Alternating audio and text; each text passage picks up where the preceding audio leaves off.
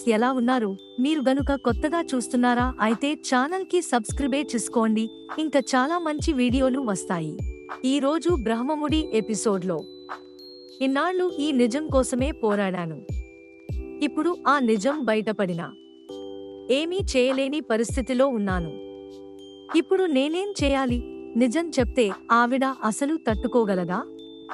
అసలు తన భర్త తనని మోసం చేశాడని తెలిస్తే తను బ్రతుకుతుందా? ఇప్పుడు ఏం చేయాలో నీకు బాగా తెలుసు కదా. ఇప్పుడు కూడా నువ్వే నాకు దారి చూపించు అని కృష్ణుడిని ప్రార్థిస్తుంది కావ్య. ఆ తర్వాత ప్రకాష్ కంగారుగా గదిలో తిరుగుతూ ఉంటాడు. అప్పుడే ధాన్య లక్ష్మి వచ్చి, ఏంటి ఇంకా ఆఫీస్కు వెళ్ళలేదా అని అడుగుతుంది. ఇంట్లో ఇంత జరుగుతుంటే ఆఫీస్కు ఎలా వెళ్ళమంటావ్? రాజ్కి వదిన ఇచ్చిన గడువు రేపటితో ముగుస్తుంది. ఒకవేళ రాజ్ నిజం చెప్పకపోతే ఇంట్లో నుంచి వెళ్ళి పోవాల్సి ఉంటుందని ప్రకాశం అంటాడు. వెళ్ళిపోనివ్వండి. నిజం బయట పెట్టమని రాజ్కి చెప్పి తన మీద అరవండి. తప్పు చేస్తే శిక్ష అనుభవించాల్సిందే కదా అని రాజే కదా ఎప్పుడూ చెప్తూ ఉంటాడని ధాన్య లక్ష్మి అంటుంది. దీంతో ధాన్య లక్ష్మిపై సీరియస్ అవుతాడు. నిజం చెప్పమన్న అప్పు, చెప్పలేనన్న కావ్య. ఆ నెక్స్ట్ అప్పుని కలుస్తుంది కావ్య. ఆ బిడ్డకు తండ్రి బావ కాదని, మీ మామయ్య గారని తెలిసిన తర్వాత కూడా ఇంకా ఎందుకు నువ్వు ఆలోచిస్తున్నావ్?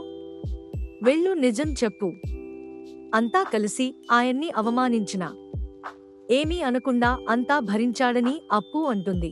అలా చెప్తే మీ బావగారే చెప్పేవారు కదా అని కావ్య అంటుంది. ఆయన చెప్పలేదనే నువ్వు వెళ్ళి చెప్పు అని అప్పు అంటుంది. ఆ నిజం తెలిస్తే మా అత్తగారు తట్టుకోలేదు.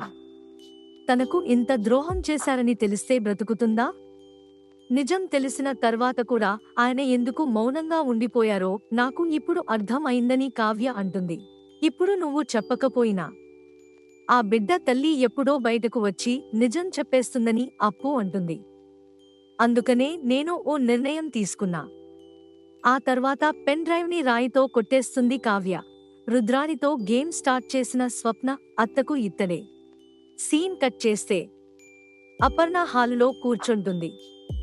అపర్ణను చూసిన రుద్రాణి, రాహుల్ ఎలాగైనా రాజ్ని ఇంట్లో నుంచి వెళ్ళిపోవడం ఖాయం అని మాట్లాడుకుంటూ ఉంటారు. ఒకవేళ వదిన ఇంట్లో ఉండమన్నా మిగతా వారిని రెచ్చగొట్టి రాజ్ వెళ్ళిపోయేలా చేస్తానని అంటుంది రుద్రాణి. ఇక అప్పుడే రుద్రాణికి వడ్డీ వ్యాపారి కాల్ చేస్తాడు. నా డబ్బు ఎప్పుడు తిరిగి ఇస్తారు అని సేటు అడుగుతాడు. ఉంటే తిరిగి ఇచ్చేవాళ్లం కదా, అవి పోయాయి, అందుకే చూసి మేమే ఇస్తామని రుద్రాణి చెప్తుంది. అయినా వినిపించుకొని వడ్డీ వ్యాపారి బెదిరిస్తాడు. అప్పుడే వచ్చిన స్వప్న కావాలనే డ్రామా స్టార్ట్ చేస్తుంది. ఏంటి అత్తయ్య, ₹1,00,00,000 కనిపించడం లేదా? అయితే పదండి, ఇంట్లో అందరికీ చెప్పి వెతుకుదామని అంటుంది.